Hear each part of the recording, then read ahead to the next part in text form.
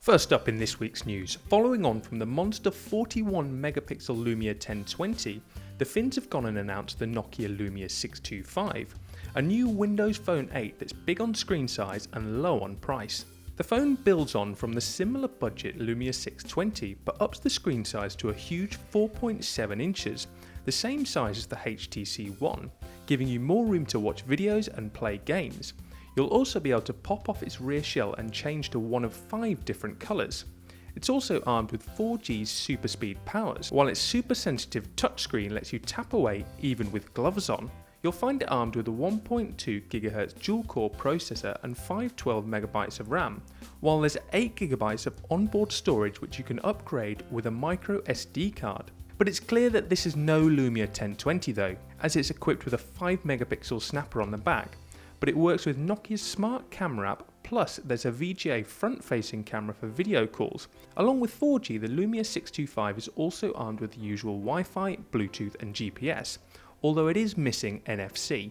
When it hits shops around September, you'll also be able to get your hands on the Lumia 625 in a range of bright colours, including orange, yellow, green, white as well as black. And it won't cost you the earth, it's priced up at €220 SIM-free, making it a very lucrative large-scale Windows Phone 8 on a budget. Next up, bang on schedule, the new Google Nexus 7 Android tablet has been announced, and it's a supercharged tablet we've seen leaks of all week. In other words, it's a monster spec slate that will give Apple's iPad mini team more than a few restless nights.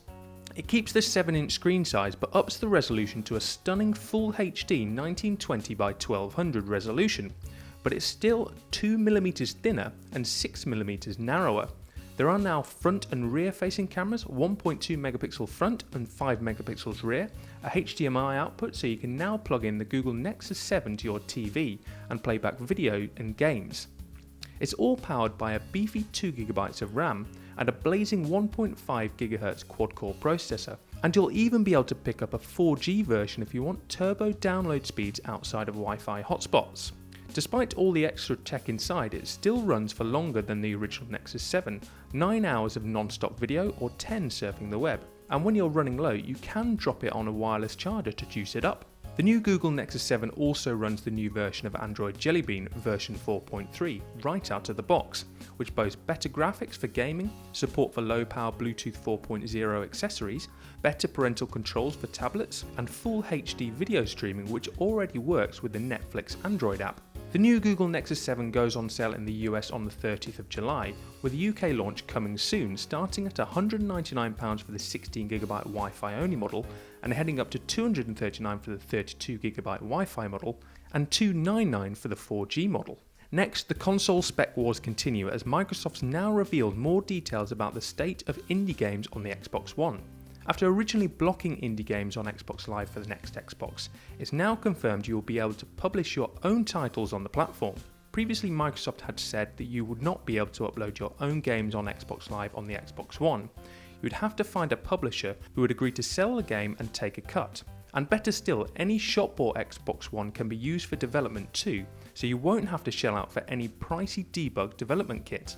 Finally, move aside Apple TV. Google's got a tiny smart dongle on the way that will let you beam over online videos from your laptop or smartphone directly to your TV in full HD. It's called Google Chromecast, the low-cost device that will grant any telly smart TV powers.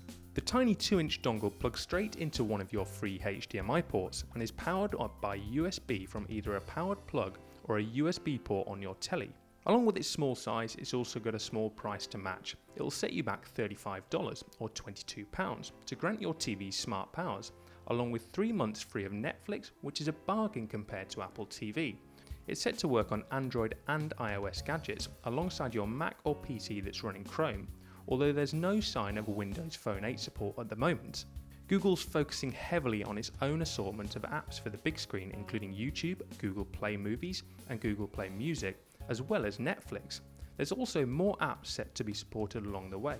It's starting to roll out in the States already, but there's currently no word on an international launch just yet, although you can expect it to land over here pretty soon. We'll let you know as soon as we find out more.